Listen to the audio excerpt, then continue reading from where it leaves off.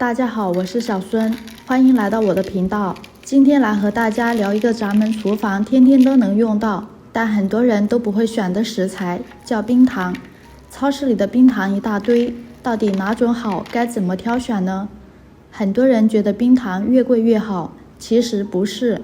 白冰糖加工細，價格稍微高一點，黃冰糖工藝簡單，更實惠。但是貴的不一定適合您，關鍵看用途。不管便宜還是貴，選對用法才最划算。今天我就把挑選冰糖的小竅門一次性給你講清楚。我總結了一下，主要有以下幾個點。第一，就是咱們平时怎麼用最合適。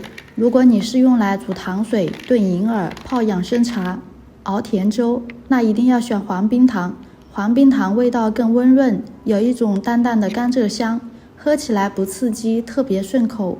但如果你是用來做菜，像炒糖色、做紅燒肉、做糖醋菜，那就一定要用白冰糖。白冰糖上色更亮更均匀，做出来的菜顏色好看，味道也更纯。第二，就是營養上不一樣，黄冰糖没有经過太多加工，保留了甘蔗更多的天然營養，所以大家常說黃冰糖更養人。家裡老人小孩喝甜湯用黃冰糖會更合適。白冰糖雖然看起來乾淨透亮，但因為加工步驟多，天然的營養保留的就少一些，更適合用來做菜和做甜品。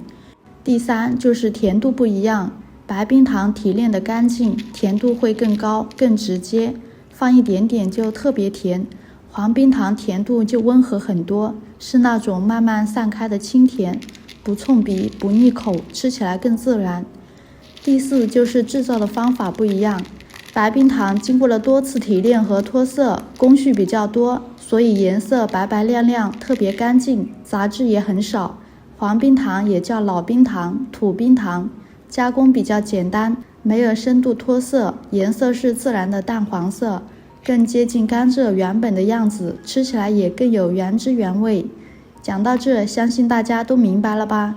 不是哪種更貴就更好，而是要看你怎麼用。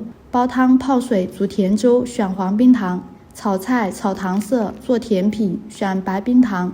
這麼簡單實用的小知識，學會以後全家都能用得上。覺得有用的朋友可以點讚收藏，分享給身邊經常做菜的朋友。好啦，今天的視頻就分享到這裡啦。喜歡我的視頻記得關注我，咱們下期視頻見，拜拜。